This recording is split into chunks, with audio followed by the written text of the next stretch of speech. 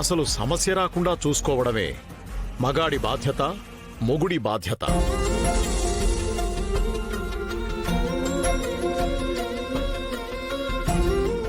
చాలా బాగా చెప్పారు పెద్దయ్య. అసలు సమస్య రాకుండా చూసుకోవడమే మగాడి బాధ్యత, మొగుడి బాధ్యత.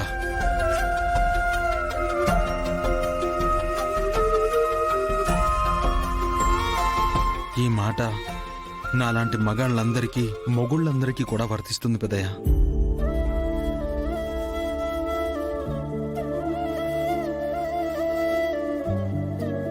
నాన్న, లక్ష్మిని మ్యాడీని వదిలేస్తే వాళ్ళు ఫ్రెష్ అయ్యి వస్తారు. అందరం కలిసి భోజనం చేయొచ్చు. ఉదయం కాలేజ్కి వెళ్లేటప్పుడు కూడా వాళ్ళిద్దరూ తినకుండా వెళ్లారు. మావయ్య గారు, మీరు ఇంకో విషయం కూడా మర్చిపోయారు.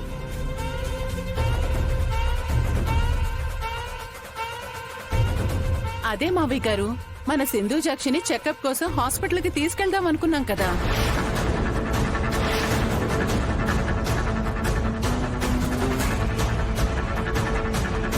అంతలో లక్ష్మి విషయం టీవీలో రాగానే అందరం భయపడిపోయి ఆ విషయమే పక్కన పెట్టేశాం.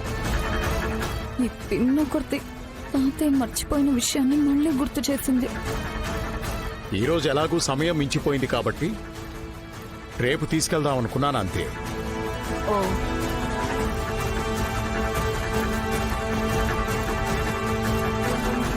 ఇక మీరందరూ వెళ్ళి మీ పనులు చూసుకోండి.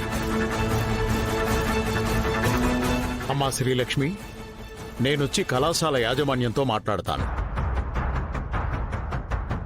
జరిగిందంతా మర్చిపోయి పరీక్షలు రాయడానికి సిద్ధమవు. అలాగే పెద్దయ్య. వెళ్ళమ్మా. అమ్మా సింధూజాక్షి, నువ్వంత ఫాస్ట్ గా నడవకూడదమ్మా. కడుపులో పెరుగుతున్న బిడ్డకి ప్రమాదం. సరే పిన్ని. ఏమండి, కాఫీ అన్న ఇందిరా, తాగుతారా? నాకు తల పగిలిపోయేలా ఉంది. ఒక మంచి సొంటి కాఫీ పెట్టివు. మీరలా కూర్చోండి, నేను ఇప్పుడే తీసుకొస్తాను. కూర్చోండి.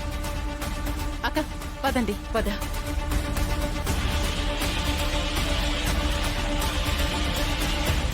ఇండైరెక్ట్ గా నన్ను సాధించాలని చూస్తున్నావు.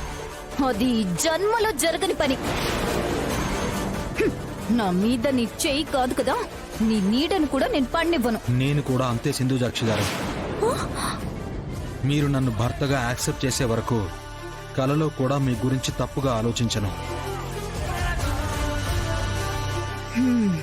ఓకే, అయితే నా నిర్ణయం కూడా విను. రేపు నేను హాస్పిటల్ కి వెళ్ళకూడదు.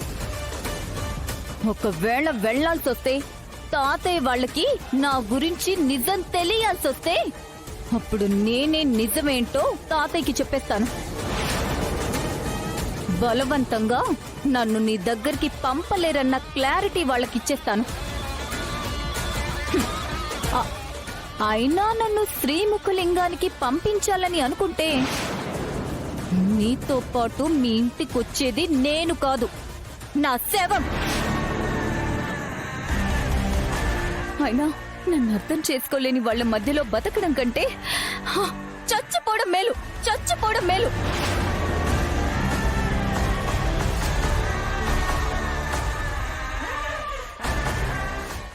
మీరేమంటున్నారో నిజంగా నాకు తెలియదు మధుబాబు. ప్రాబ్లం క్లియర్ అయిపోయింది కదా, హ్యాపీగా ఉంటారనుకున్నాను. మీరేంటిలా ఉన్నారు?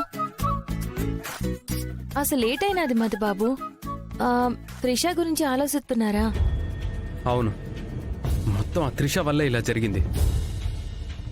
ఇప్పుడు చూడు, రేపు కాలేజ్కి తాతయ్య వస్తున్నారు. ఇంతకాలం ఏదైతే జరగకూడదనుకున్నానో ఇప్పుడు అదే జరగబోతుంది. మధుబాబు, ఇప్పుడు ఎలాగో త్రిషకి సీనియర్కి తెలిసిపోయింది కదా. పెద్దయ్య గారు చెప్పకపోయినా వాళ్ళిద్దరూ కాలేజ్ మొత్తం చెప్పేస్తారు కదా. అదే విషయాన్ని పెద్దయ్య గారు చెప్తే ఏమవుతుంది? ఏంటి, అలా అయినా కాలేజ్లో నా భారీగా బిహేవ్ చేయొచ్చు అనుకుంటున్నావా? అది జన్మలో జరగదు. క్వశ్చన్ పేపర్ లీక్కి సంబంధించినంత వరకు ఆ తప్పు నువ్వు చేయలేదని తెలుసు కాబట్టి నేను కాపాడాను. అంతేగాని అదేదో నీ మీద ప్రేమతో చేశానని మాత్రం అనుకోవద్దు. నీకోసం మా ఫ్యామిలీ మొత్తం రోడ్డు మీద నిల్చుందని ప్రతి విషయంలో నీకు ఇలాగే సపోర్ట్ చేస్తానని కూడా అనుకోవద్దు. ఒకవేళ వాళ్ళు సపోర్ట్ చేసినా నా విషయంలో మాత్రం నేను చాలా స్ట్రాంగ్గా ఉండగలననే నమ్మకం నాకుంది. మధుబాబు, అసలు నాతో మీకు ప్రాబ్లం ఏంటి? నేనేమైనా మీ గోల్స్ కడ్డొస్తున్నానా? మీకు నచ్చని పనులు చేస్తున్నానా? లేదు కదా. స్టడీస్ కంప్లీట్ అయ్యాక ఎవరి దారి వాళ్ళు చూసుకోవడానికి మీరు నా మెళ్ళలో కట్టింది పలుపుతాడు కాదు మధుబాబు, పసుపుతాడు. అలా అని మీకిష్టం లేకపోయినా మీరు నన్ను భార్యగా స్వీకరించాల్సిందే అని కూర్చుంటానా? లేదు కదా మధుబాబు. నాను మీకు ముందు చెప్పాను, ఇప్పుడు కూడా చెప్తున్నాను. నాను మిమ్మల్ని బలవంతం పెట్టను. మీ గురించి ఎవరికీ కంప్లైంట్ చెయ్యను. మీకు మీరుగా నన్ను భార్యగా యాక్సెప్ట్ చేసే వరకు నానిలానే ఉంటాను. అయితే ఈ జన్మంతా నువ్వు ఇలానే ఉండాల్సి వస్తుంది. నువ్వు ఇలా ఉండటం నాకు ఇష్టం లేదు.